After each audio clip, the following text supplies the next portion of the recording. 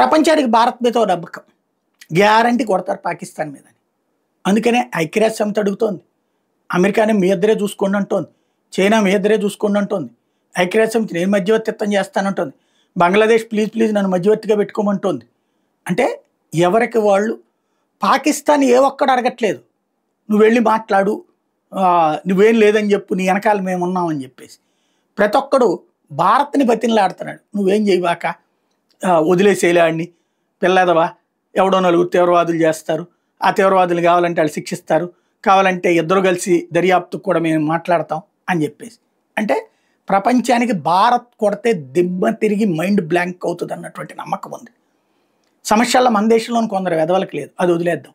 But Pakistan అయితే ఇప్పుడు Turkey ద్వారా రాయ బేరాలు చేయలేదు, చైనా ద్వారా చెప్పించుకుంటోంది, చైనా మాట భారత్ వినదు. అమెరికా రష్యా పాకిస్తాన్ ఒకటి తరపున మనతో మాట్లాడేందుకు సిద్ధంగా లేవు. ఖచ్చితంగా దెబ్బ తగలాలి పాకిస్తాన్కి, ముట్టె పగలాలి అన్నటువంటి ఫీలింగ్ వాళ్ళకు కూడా ఉంది. అదే సందర్భంలో అప్పుడు చైనా కూడా కంట్రోల్లోకి వస్తుంది అన్నటువంటి అమెరికా లాంటి వాడి ఫీలింగ్. కాబట్టి ఎటు చూసినా పాకిస్తాన్కి అయోమయం తప్పించి స్పష్టత లేదు. కొట్టిన తర్వాత ఏం చెప్పాలో కూడా అర్థం కావట్లేదు. అందుకని నేను చిత్ర విచిత్ర ప్రకటనలు, దానికి తోడు సైన్యం పారిపోతున్నటువంటి పరిస్థితి, దేశం విడిచి పారిపోతున్నటువంటి పరిస్థితి.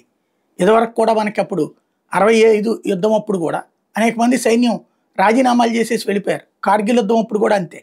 అంటే వాళ్ళకి ట్రైనింగ్ తక్కువ, వాళ్ళ నాయకత్వం మీద, వాళ్ళ సైనిక నాయకత్వం మీద వాళ్ళకే అపనమ్మకం ఎక్కువ. అలాంటి దశలో సాగుతోంది ప్రస్తుతం. ఈ అయోమయానికి ముగింపు ఎక్కడో తెలియదు.